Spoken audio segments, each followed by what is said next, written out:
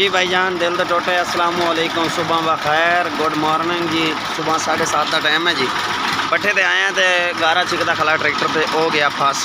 आप हम मैसी नाल जाके टोचन पा के कड्ढन लगे हैं। वीडियो एंड तक देख जी। सोना माशाल्लाह मैसी 85 मॉडल, यदि लोग चेक करो।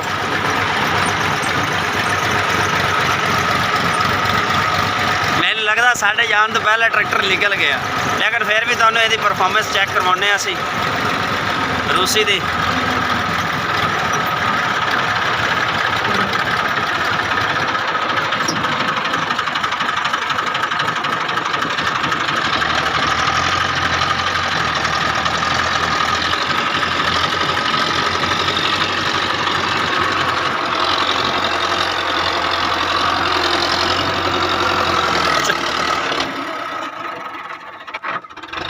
जी सोना चेक कर सकता है, ट्रैक्टर फसे होया सीगा। साढ़े आने तो पहले ड्राइवर ने खप खपा के कढ़ लिया। रिम तुसी वेख सकते हैं पिछले गारे नाल फुल होए खड़े, पतले रिम। इतने फिलहाल दी नज़र महसूस हो रहा है भी चौड़े रिम। बड़ा औखा जिहा काम आ गारे दे चलाना ट्रैक्टर। चेक कर सकते हैं तुसी।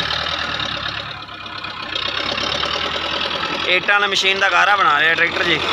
माशाल्लाह चेक करो इसकी परफॉर्मेंस। वीडियो अच्छी लगे तो चैनल को सब्सक्राइब करो, बेल आइकन प्रेस कर दी ताकि आने वाली नई वीडियो तुहाडे तक पहुँच सके। रूसी बलारस 2008 मॉडल ट्रैक्टर चेक करो।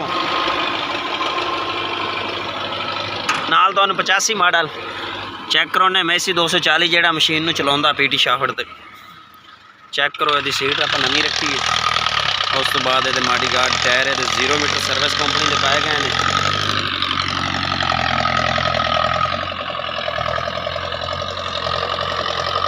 गड्डी दी लोक चेक करो। बहुत प्यारा ट्रैक्टर और दाना ट्रैक्टर है।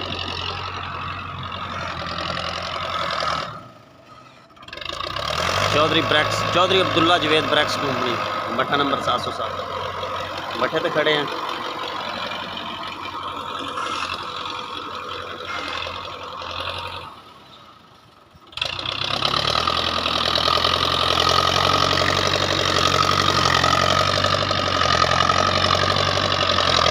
चेक कर मेरे दिल दे टोटे, चेक कर, कमाल परफॉर्मेंस।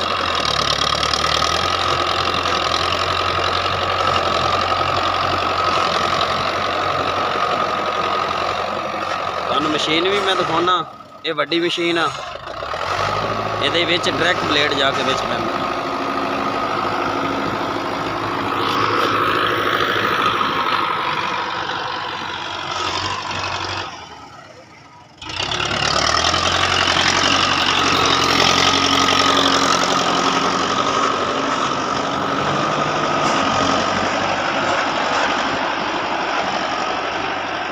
बड़े जोर वाला काम है जी।